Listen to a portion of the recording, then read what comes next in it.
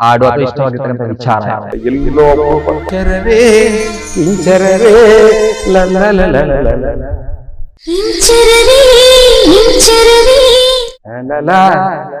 ಈಗ ಏನಾದ್ರು ಅವಕಾಶ ಸಿಕ್ಕಿದ್ರೆ ಮತ್ತೆ ಆಲ್ಬಮ್ ಮಾಡಿ ಅಭಿಮಾನಿಗಳ ಮುಂದೆ ಹೋಗ್ತಕ್ಕಂತ ಆಸೆ ಏನಾದ್ರು ಇದೆಯಾ? ಇತ್ತೀಚಿನ ಸಿನಿಮಾಗಳು ಹಾಡು ಮಾಡೋದನ್ನ ಸ್ಕಿಪ್ ಮಾಡೋಣ ಅಂತ ಅನ್ಸುತ್ತೆ. ಉಪದೇಶದಲ್ಲೂ ಅಪಚಾರ ಆಗ್ತಾ ಇದೆ, ಸಿನಿಮಾ ಸಾಹಿತ್ಯದಲ್ಲೂ ಹೆಚ್ಚಿನ ಆರ್ಕೆಸ್ಟ್ರಾಗಳಲ್ಲಿ ಹೆಣ್ಣು ಮಕ್ಕಳನ್ನ ನಗ್ನ ಮಕ್ಕಳು ಕುಣಿಸ್ತಾವ್ರೆ. ಅಲ್ಲಿ ಗಣೇಶ ಕುಣಿಸ್ಬಿಟ್ಟು ಬ್ರಹ್ಮಚಾರಿ ಅಂತ ಗಣೇಶ ಯಾವ ಮೌಲ್ಯ ಇದೆ? ಕುಣಿಸೋರಿಗೆ ಯಾವ ಮೌಲ್ಯಗಳಿದೆ? ಯಾವ ಒಳ್ಳೆ ಅಪ್ಪ ಅಮ್ಮಗೆ ಅವರು ಹುಟ್ಟಿದ್ದಾರೆ ಅವರು?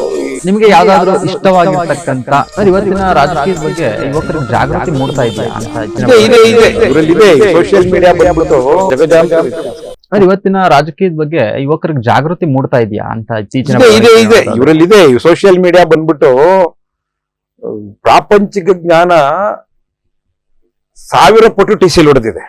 ಹೌದು, ನಮ್ಮ ಕಾಲದ ಪ್ರಾಪಂಚಿಕ ಜ್ಞಾನಕ್ಕೂ ನನ್ನ ಕಾಲದಲ್ಲಿ ನಾನು 20ನೇ ವಯಸ್ಸಿನ ಹುಡುಗ ನನ್ನ ಪ್ರಾಪಂಚಿಕ ಜ್ಞಾನಕ್ಕೂ ಇವತ್ತಿನ 20ನೇ ವಯಸ್ಸಿನ ಹುಡುಗ ಹುಡುಗಿಯ ಪ್ರಾಪಂಚಿಕ ಜ್ಞಾನಕ್ಕೂ ಅಜಗಜಾಂತರ ವ್ಯತ್ಯಾಸ ಇದೆ. ಯಾಕೆಂದ್ರೆ ಇತ್ತೀಚೆಗೆ ಒಂದು ಅಸ್ಸಾಂನಲ್ಲಿ ಒಂದು ವಿಡಿಯೋ ವೈರಲ್ ಆಗಿತ್ತು. ಅಮಿತ್ ಶಾ ಅವ್ರಿಗೆ 0 ಟ್ರಾಫಿಕ್ ಮಾಡಿದಾಗ ಅಲ್ಲಿ ಇರ್ತಕ್ಕಂಥ ಎಲ್ಲಾ ಬೈಕ್ ಸವಾರರು ಸತತ ಅರ್ಧ ಗಂಟೆಗಳ ಕಾಲ ಆರನ್ನ ಬಿಡದೆ ಹಿಡಿತಾರೆ. ಆಗ ಅಮಿತ್ ಶಾ ಅವರೇ ರಸ್ತೆ ಪಥವನ್ನು ಬದಲಾಯಿಸ್ತಾರೆ ಅನ್ನೋ ಒಂದು ವಿಚಾರ ತುಂಬಾ ಬಹುದೊಡ್ಡದಾಗಿ ಹರಡಿತ್ತು. ಹಾಗಾಗಿ ರಾಜಕೀಯದ ಬಗ್ಗೆ ಯುವಕರಿಗೆ ಅರಿವು ಆಗ್ತಾ ಇದೆ. ಮತ್ತು ಜಿಂಜಿ ಪೀಳಿಗೆ ನೇಪಾಳದಲ್ಲಿ ನಡ್ಕೊಂಡಂತದ್ದು ಒಂದು ಇಂಡಿಕೇಟರ್ ನಾಳೆಯ ಸಮಾಜದ ನಮ್ಮ ದೇಶದಲ್ಲಿ ಈಗಾಗಲೇ ಶುರುವಾಗಿದೆ ಅಂತ ಅನ್ಕೊಂತೀನಿ. ಏನ್ ನಿಮ್ ಕಾಕ್ರೋಚ್ ಪಾರ್ಟಿಗೆ ಭಾರತೀಯ ಜನತಾ ಪಾರ್ಟಿ 3 ಪಟ್ಟು ಅದಕ್ಕೆ ಫಾಲೋವರ್ಸ್ ಆಗಿರ್ತಕ್ಕಂಥ ಬಿಕಾಸ್ ಆಫ್ ಸೋಷಿಯಲ್ ಮೀಡಿಯಾ ಹಾಕಿರ್ತಕ್ಕಂಥದ್ದು ಇದೆಯಲ್ಲ, ಇದು ಬಹಳ ಒಂದು ದಿಕ್ಸೂಚಿ. ಇದು ಅಂದ್ರೆ ಸೋಷಿಯಲ್ ಮೀಡಿಯಾ ಇವತ್ತಿನ ರಾಜಕೀಯವನ್ನ ಬದಲಾಯಿಸ್ತಕ್ಕಂಥ ಶಕ್ತಿ ಇದೆ. ತುಂಬಾ ತುಂಬಾ ತುಂಬಾ ತುಂಬಾ ಬದಲಾವಣೆ ಆಗ್ತದೆ. ಸಮರ್ಥವಾದಂತ ಆಲೋಚನೆಗಳು ನೀವ್ಯಾಕೆ ಬಳಸಬಾರ್ದು?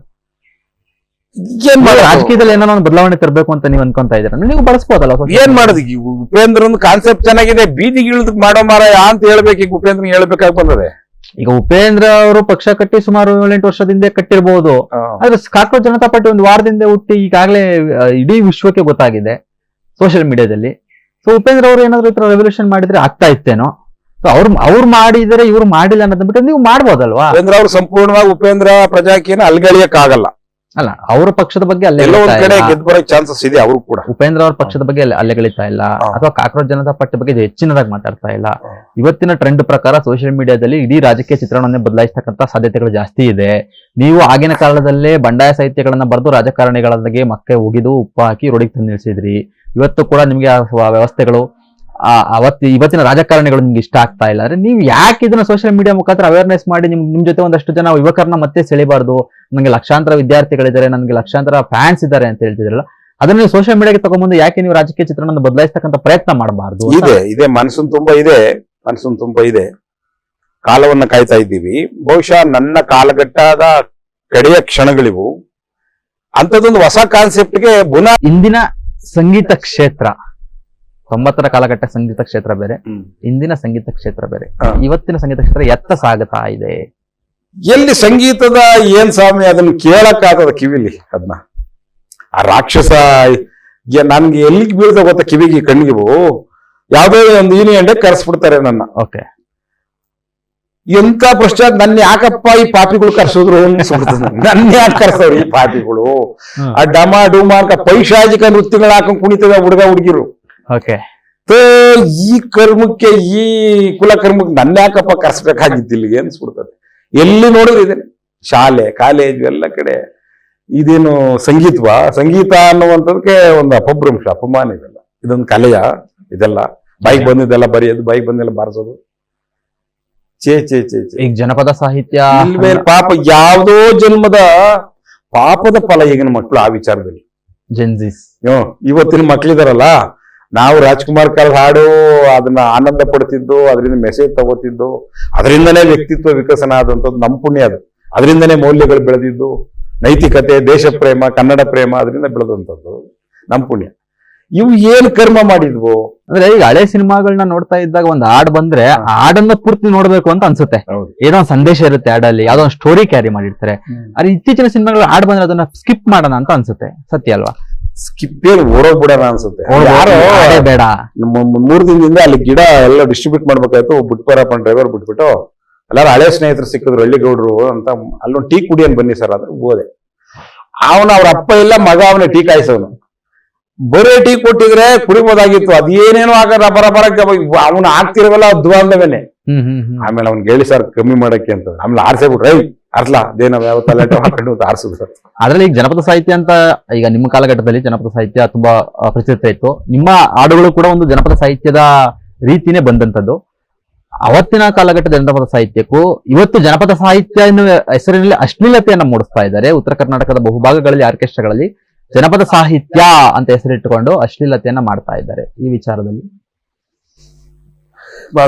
ಜನಪದ ಸಾಹಿತ್ಯ, ಜನಪದ ಹೆಸರಲ್ಲೂ ಅಪಚಾರ ಆಗ್ತಾ ಇದೆ. ಸಿನಿಮಾ ಸಾಹಿತ್ಯದ ಹೆಸರಲ್ಲೂ ಹೆಚ್ಚಿನದಾಗಿ ನಡೀತಾ ಇದೆ ಇವತ್ತು. ಮತ್ತು ಒಂದು ಸಿಗರೇಟ್ ಸೇದಿದ್ರೆ ಏನಪ್ಪ ಗತಿ, ನನ್ನ ಅಭಿಮಾನಿಗಳ ಮೇಲೆ ಏನು ಪರಿಣಾಮ ಬೀರ್ತಿ ಯೋಚನೆ ಹುಟ್ಟಿದಂತ ನಮ್ಮ ಡಾಕ್ಟರ್ ರಾಜ್ಕುಮಾರ್ ಹುಟ್ಟಿದಂತ ಮೌಲ್ಯಾಧಾರಿತ ನಟರು ಹುಟ್ಟಿದಂತ ಈ ನಾಡಲ್ಲಿ ಏನು ಯೋಚನೆ ಮಾಡ್ತಿಲ್ಲ. ಏನ್ ಪರಿಣಾಮ ಆಗ್ತಾ ಇದ್ರೆ ಯೋಚನೆ ಮಾಡ್ತಿಲ್ಲ ಅವರು.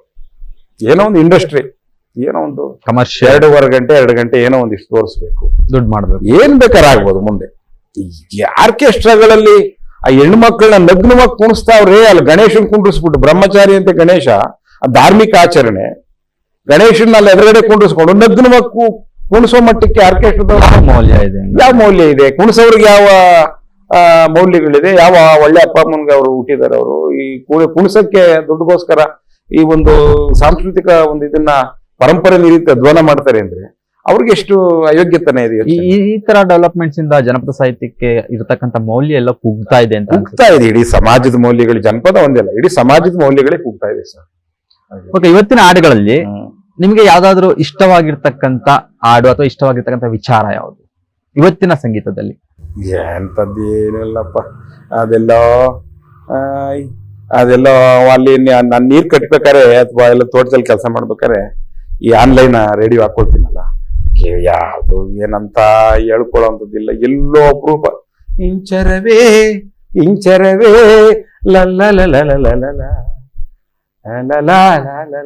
ಎಲ್ಲೋ 1000 ಹಾಡು ಸಂಗೀತಕ್ಕೆ ಜೀವ ಇರ್ತಿತ್ತಾಗ. ಯಾವ್ದಿದು ಅಂತ ಒಂದ್ ಸ್ವಲ್ಪ ಗಮನ ಕೊಟ್ಟು ಕೇಳಿಸ್ತೀನಿ ಬಿಟ್ರೆ, ಹಿಂದೆ ಮುತ್ತಿನ ಮಣಿಗಳಲ್ಲಿ ಮೆಣಸನ್ನ ಹುಡುಕೋದು ಕಷ್ಟ ಆಗ್ತಿತ್ತು ನಿಮ್ಗೆ. ಓಕೆ, ಈಗ ಮೆಣಸುಗಳ ಮಧ್ಯದಲ್ಲಿ ಮುತ್ತನ್ನ ಹುಡುಕಿದ್ರು ಸಿಗ್ತಾ ಇಲ್ಲ ಆ ಮಟ್ಟ. ಕಾರಣ ಏನು ಅಂದ್ರೆ ಈಗ ಸಾಮರ್ಥ್ಯ ಇಲ್ಲ, ಬೇಕಾದಷ್ಟು ಸಾಮರ್ಥ್ಯವಂತರ ಅವಕಾಶ ವಂಚಿತರು. ಆಮೇಲೆ ನಿರ್ದೇಶಕ ನಿರ್ಮಾಪಕನಾದವನು ಪ್ರಬುದ್ಧತೆ ಇಲ್ಲ, ಯಾವ್ದನ್ನ ಹುಡುಕಿ ಏನ್ ಮಾಡ್ಬೇಕು ಅನ್ನೋ ಪ್ರಬುದ್ಧತೆ ಇಲ್ಲ. ಅಲ್ಲ, ಜನನು ಅದನ್ನ ಕೇಳ್ತಾ ಇಲ್ಲ ಬಿಡಿ, ಜನಕ್ಕೂ ಅದೇ ಬೇಕಾಗಿರ್ತಕ್ಕಂಥದ್ದು. ಈ ಜನ್ಮದ ಜೋಡಿ ಸಿನಿಮಾ, ಅದರ ಸಿನಿಮಾದ ಹಸ್ತಕ್ಷೇಪ ಬರಗೂರು ರಾಮಚಂದ್ರಪ್ಪನವ್ರದ್ದಾಗಿತ್ತು, ಕಥಾಹಂದರ ನಿರ್ದೇಶನ. ಹಾಗಾಗಿ ಅಲ್ಲಿ ವಿ ಮನೋಹರವನ್ನ ಅದ್ಭುತವಾಗಿ ಇವಳಾರ ಮಗಳು ಅದೇನ್ ಅದ್ ಎಷ್ಟು ಚೆನ್ನಾಗಿ ಎಲ್ಲಾರ್ದು ಫೇವ್ರೇಟ್ ಸಾಂಗ್ ಇದು, ನನ್ನ ಫೇವ್ರೇಟ್ ಸಾಂಗ್.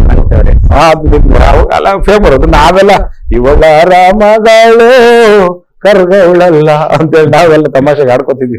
ಒಂದು ದಿನದಲ್ಲಿ ಒಂದ್ಸರಿ ಆದ್ರೂ ಈ ಸಾಂಗ್ ಕೇಳ್ತೀನಿ. ಕೇಳ್ತಾ ಇದ್ರ? ಹೌದು, ಈಗಲೂ ಕೂಡ ಒಂದು ದಿನದಲ್ಲಿ ಒಂದ್ಸರಿ ಆದ್ರೂ ಈ ಸಾಂಗ್ ಅನ್ನ ಕೇಳ್ತೀನಿ. ಬಿಕಾಸ್ ಆಫ್ ಅಲ್ಲಿ ಯಾರು ಪ್ರೌಢಿ ಮೇರ್ತಕ್ಕಂಥವನು ನಾಗಭರಣ ಅನ್ನೋ ಡೈರೆಕ್ಟ್ರು ಅಲ್ಲಿ ಬರಗೂರು ರಾಮಚಂದ್ರಪ್ಪ ಇದ್ದಿದ್ಕೆ ನನ್ನ ಮೊಬೈಲ್ ಅಲ್ಲಿ ಇರ್ತಕ್ಕಂತ ಏನೋ ಸಾಂಗ್ಸ್ ಆಪ್ ಇದೆಯಲ್ವಾ, ಅದರಲ್ಲಿ ನಾನು ಆಲ್ಬಮ್ ಅಲ್ಲಿ ಈ ಸಾಂಗ್ ಸೇವ್ ಮಾಡ್ಕೊಂಡಿರ್ತೀನಿ. ಫಸ್ಟ್ ಸಾಂಗ್ ಇದು ಪ್ಲೇ ಆಗ್ಬೇಕು.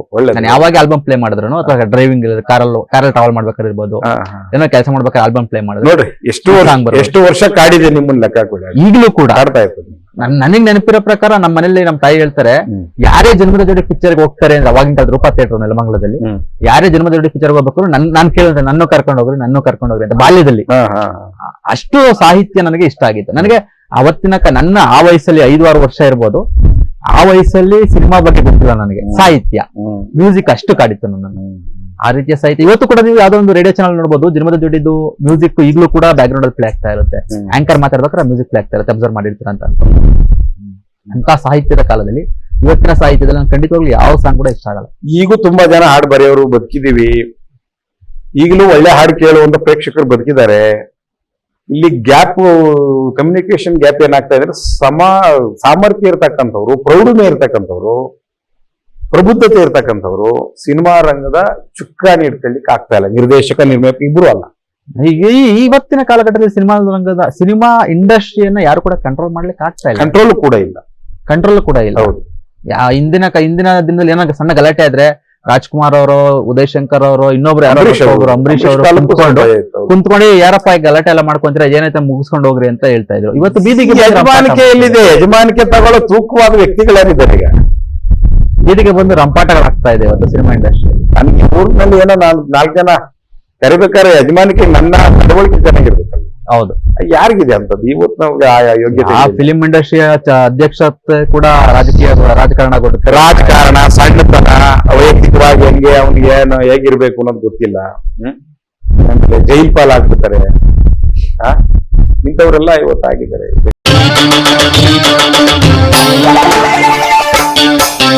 ಯಾಕ ನಿನ್ ಮಗಳು ನನ್ ಚಿಕ್ಕೋಳಾಗಲ್ವಾ? ತಮ್ಮ ನನ್ ಮಗಳನ್ನೇ ಮದ್ವೆಯಾಗಲ್ವಾ? ಆಗಿದ್ರು ಹಂಗೋ ಹಿಂಗೋ ಅಡ್ಜಸ್ಟ್ ಆಗಲ್ವಾ?